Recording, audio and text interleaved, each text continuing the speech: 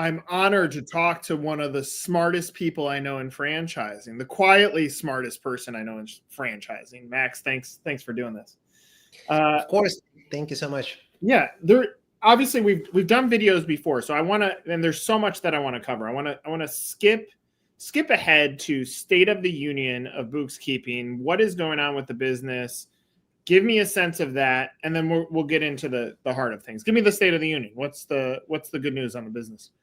Sure. So we tripled number of franchisee in the last 12, 14 months. So it's great. I think we have the momentum right now. I see more and more demand for bookkeeping services recently because clients do realize that that can be outsourced and they can save money.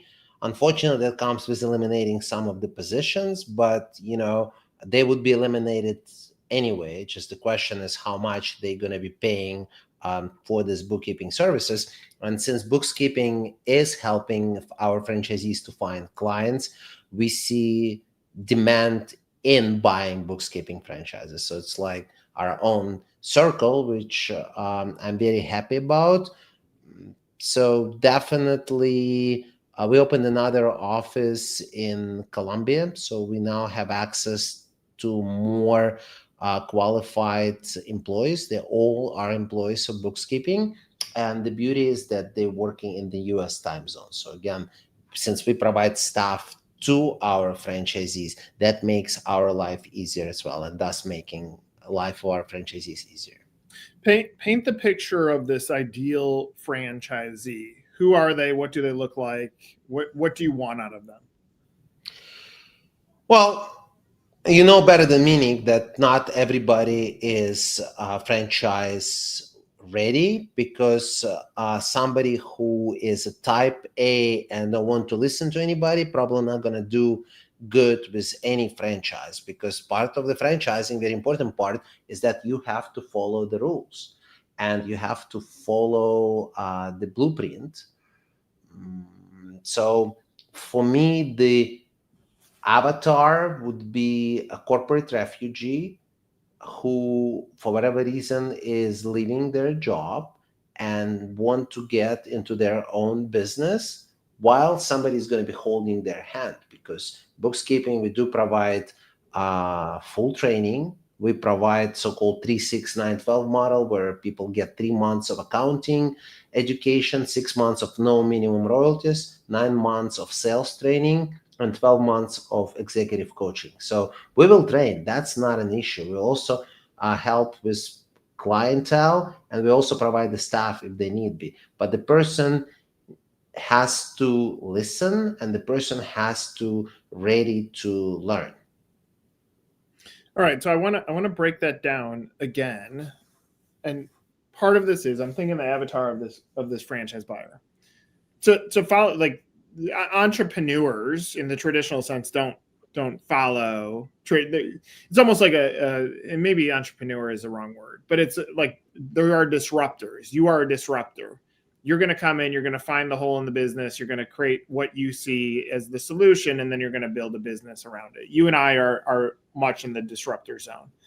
And then you have you said corporate refugee who knows the contribution that they're giving to a company that they're working in, knows every hour they could work 50 hours one week and 30 the next. Their salary really doesn't change a whole lot. And so there's some sense of frustration. And then I think about like the biggest gap, which is why I want you to go back through your structure for onboarding. The biggest gap that I think through is when you're not an entrepreneur. Entrepreneurs are crazy, founder syndrome, whatever the line is, that they can jump into a business and be like, we'll figure it out. A franchisee jumps into business and all of a sudden they're going from probably being an expert in one category, sales, marketing, ops, HR, accounting, whatever it is. And now as a business owner in most franchises, you're like, now you're an expert in all of them on day one. And so what I just heard you say is saw a problem, and you can see the problem from other businesses because you have exposure to other franchise brands in multiple ways, both as a We service them, and also we help them find franchise owners too if it's not a fit for us. Is that what you're talking about in starting at the end, the executive coaching and working backwards? Is that the problem that you're solving? Is that you're jumping into business with someone that's going to let you almost use the training wheels before you take them off? Well, look, first of all, when we interview the franchisees, because it goes back and forth, it's not one-way street. They choosing the right franchise, we're choosing the right franchisee. The way I look at it, our agreement is a 10-year agreement. So I'll have to see this person face and talk to them for at least the next 10 years. So I want to make sure I'm comfortable and I like to be around this person. So I'm being very selfish when we have the interview process. I want to make sure I want to be with this person and we have the same goal in mind, growing ourselves and growing the business. But a lot of people have the potential, but they just don't know how. Because it's going to be a long conversation, but I do not think that the educational system gave me, at least when I went to university, any training on how to run my own business. I got a degree in finance. I did really good. So I had straight A's. I don't remember a single business class that taught me how to be an entrepreneur. I think I had a class about entrepreneurship, but it had nothing to do like how to run the business. Okay, so we are helping them, giving the practical education. I mean, we're not going to go in theory. Entrepreneurship started in 1753, whatever. Nothing like that. We will teach them how to make the right decisions, at least the ones that feel right today. They might be wrong, but that's awesome because you're going to learn from it. Somebody said, yes is the destination, no is how you're going to get there. So it's like when you make a mistake, after a few years, you're going to know what your closing ratio is. And let's say you're closing only 2% of all the leads that you get. I'm actually looking for this 98 no's because I know that 99 and 100 statistically gonna be the closed agreement for me. And again, it's different for everybody. Depends on the industry, depends on the person. But training is super important. The executive coaching, the whole point of it is to get our franchisees on the top of their peak performance. That's all we do. So we're just breaking through them. So my co-founder, Elena, she is doing it for companies like PepsiCo and other big companies. She's a PhD. And, the company's paying up to $5,000 a month for this training. My franchisees and employees get it for free for at least 1 year.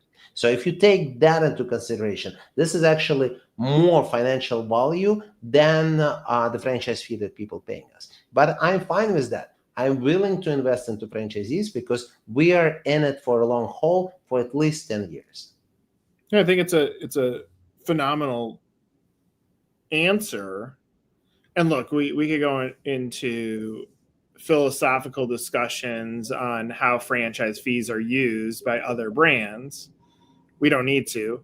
We can focus on the fact that what you just said is we're creating a return on investment from day one on infrastructure, because the gap that you see is, if we go back to college training, universities are great at teaching the theoreticals and the foundational elements, but not how you get your hands dirty. It's almost like you're an active MBA program where at the end of it, the franchisee gets paid. They don't have to pay for it. Like, that's part of the beauty of that structure.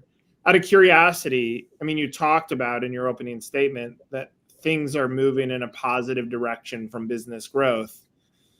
It's almost too much of a buzz term, but I still want to ask the question: is transformation with AI going to open up a larger pool of franchise candidates that could easily look at a business like yours and say, this is the solve for me?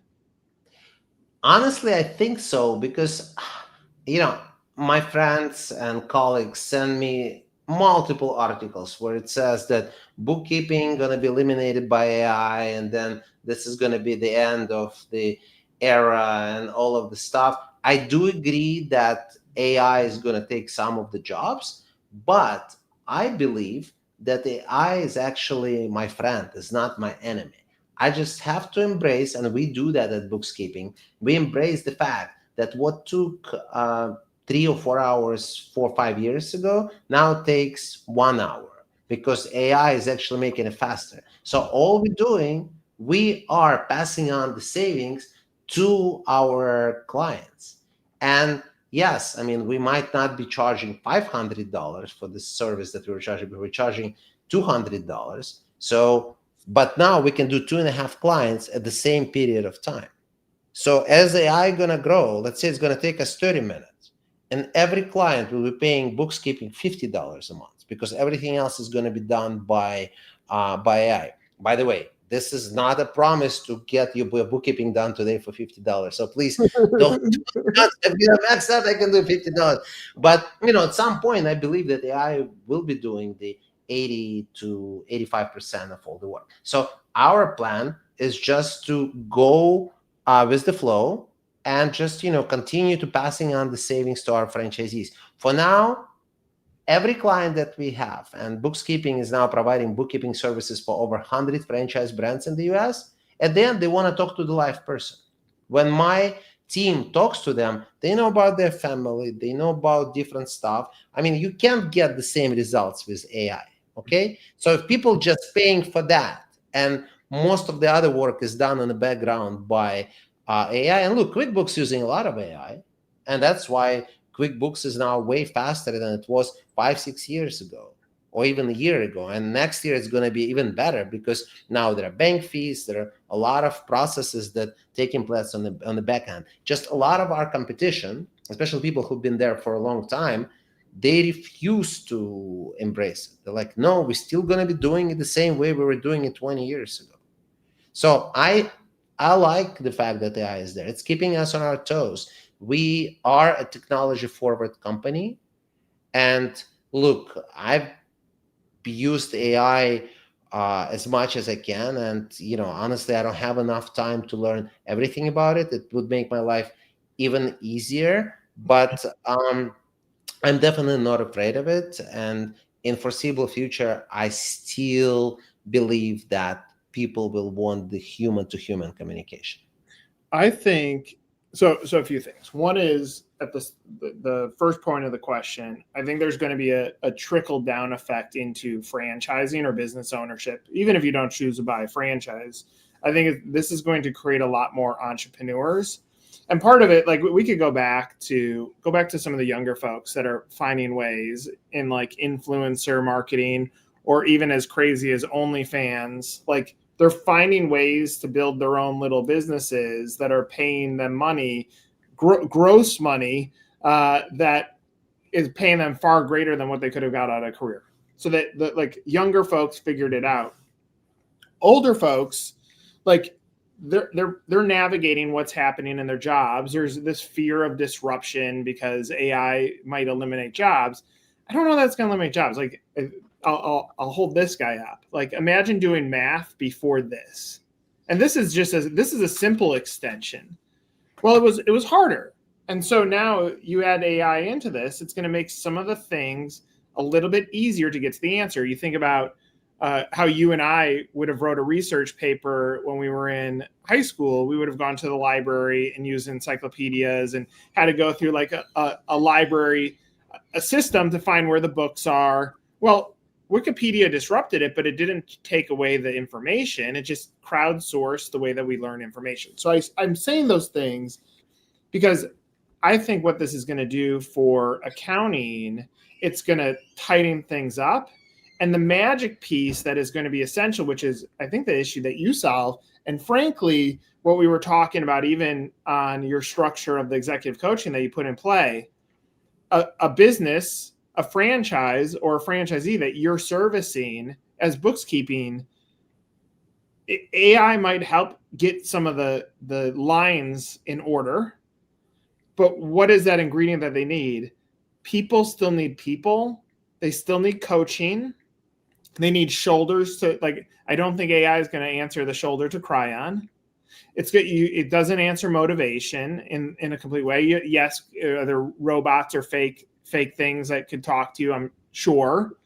But in the grand scheme of things, this is just going to be a transformation. And so if AI creates a disruption that creates some turbulence creates entrepreneurs are going to look for businesses. You've built the infrastructure around it. You're a business that can latch onto what they've built in their career. And now you can help them figure out what wealth creation they want to do for their family. It seems like you are perfectly positioned for where this could go. I agree with you. Look, I think even when AI takes over the world, people will still need to eat. So McDonald's still going to be there. So, okay, I definitely see 2 or 3 people working at McDonald's at a time, and everything else is being done by robots. But that's even better for franchisees because, it's a less labor cost. And then the people who are free up, you're right, they can open their own business. Look, last week, we have a new franchisee coming in, and she wanted to be creative about her territory. And I remember I did the same exercise about 4 or 5 years ago. Took me a day to work on the unknown city, different zip codes, to see which ones, to carve the best territory possible. I used AI. Nick, I'm not kidding you. 5 minutes, I was completely done. I'm like, I just bought myself 7.5 hours. And it was a way better result because when I was doing it manually, I'm sure I didn't get the same result. Then I just ran it through another AI, and I just like doing it. I'm putting one AI against another AI, and it gave me even better answer. And then here I had it, and that was awesome. So you have to embrace AI. You can't fight with it. And look, if it's going to be less employees, that means that you're going to be more profitable as a franchisee. That's right. I think it's going to change the value of things. And I'm going to oversimplify it. If we value the 2 things that you just talked about as money and time, it might change the value of money. We might need less money because labor costs less. That maybe there's going to be a great swing where the cost of things, a McDonald's hamburger might actually cost less in the future because the labor piece has been removed and it's been simplified. So that might happen. But then we won't even have to make as much money to eat that burger that we have to work hard to make today. And so it's going to transition wealth almost to how you're able to use your time. Like I've used this statement before. Everybody talks about like, when I retire at 65, well, why are you in this race to get to a point in life where in your 40s and 50s, you're going to have your best health to actually do the things you want? Like eventually we're going to have to transform what it means to retire and what it means to pay our bills and what it means and what things cost. And I think that's what you're talking about. Absolutely. Look, our mission statement for bookkeeping is to provide our franchisees with 4 freedoms: the freedom of time, freedom of money, freedom of relationship, and freedom of purpose. And they all, integrated with each other. You can't have one without another. And this is awesome. So this is my why. This is why I'm doing it. I'm not doing this to get all the financials right. I mean, that's boring. I would kill myself before, I'd open this company. So right. It's just, I'm looking for the same freedom. You're absolutely right. I want to live my life today because I have no idea what's going to happen tomorrow. And that's what we teach our franchisees. Like, look, you don't have to work long hours. You just have to work smart. That's right. Yes, you will have to put some hours into that if you want the business to be successful. But this all days when you work 7 days, 12-hour days, they way past. I mean, people were dying young because of that. And, I don't want it for anybody, and definitely not for my franchisees or my close friends and family. That's interesting. We think about our parents in the workforce. Like, it was like work. But maybe they weren't working more than we were today. They just didn't have the tools, so it took them longer to do what it can take shorter today. And maybe that's going to be the silver lining out of all of this is franchisees who can have some of their life back, who can make enough money to feed their family and have some savings so that they can do the things that they want to do. And if those that want to press it can reinvest in the business and scale it, right? And so it's going to create this different flow. I think it's going to be a lot different 5 years from now than we can even imagine. And I actually think it's going to be a lot better. And the businesses that are like, I'm pinpointing this for anybody that's watching this. The support structure that you talked about in the beginning, I think is the most overlooked and undervalued piece by franchisors, when it should be the most overvalued thing, because it's not a secret. You over support that franchisee, you get them on board faster, you give them the tools to succeed. Max makes more money. Like it's not like it's a hard equation, right? So it's not a legal term because it's not a partnership, but I always tell my franchisees, imagine we are going in as the business partners. You just happen to own 90% of the business and we own 10%. Again, franchising is not about that, but that's how I look at it. 10% of zero is zero. So I definitely want you to succeed. Because as you know, franchises make money on royalties. The franchise fee is written off. I mean, it's actually cost more than franchisee pays in the franchise fee to get the franchise started for the franchisor. Right. So very few learned how to make money. I just read an article that usually happens when you have over 100 units. Then after that, that becomes a moneymaker. But before 100 franchises sold and operated, it's usually costing you more to get a franchise going. Yeah, and I mean, a lot of franchisors don't understand that, and they cut corners in the beginning stages. They don't reinvest in the business, and they think that they're doing it for immediate lifestyle, when the upside, when you get down the line, could be grossly different than where it's at now. So, out of curiosity, like great opening statement. What are you feeling like the next 12 months looks like? Like how optimistic are you? What are some of the hurdles that you think you might face? How are you going to overcome those hurdles? Well, a lot of our potential franchisees are looking to get the SBA financing. BooXkeeping is not very expensive brand, but nevertheless, having the money to either buy a clientele from day one or just have the money to operate the business would help. So a big hurdle would be our government, to open back up. I mean, God knows when that's going to happen. Hopefully sooner than later. That's number one. But jokes aside, money being expensive right now, and I'm talking about interest rates, of course, and not helping. So as soon as the interest rates start to come down, I think we'll see more activity in the business world in general, and for BooXkeeping in particular, because there's going to be less interest rate, and people will be able to finance the businesses. Look, when the money were 2-3%, a lot of people were buying businesses because it was cheap. I mean, it's way more expensive now. So there's a couple things that really not up to me, and I can't do anything about it. What I can do, what I'm doing, and when I say I mean the BooXkeeping team. It's not just me. I would not be able to do it without my team. But what we are doing is reimagining and trying to change the way we do business. So right now, we are starting to offer our franchisees the clients from day one. When they buy the business, they have a book of business and they start making money from day one. So becoming cash flow positive before they even open the door. That's something that McDonald's, since we use it as an example, cannot provide. Once you open the door, they're not going to bus hundreds of people to buy hamburgers from this place. We will be able to give them clients from day one. They'll start making money.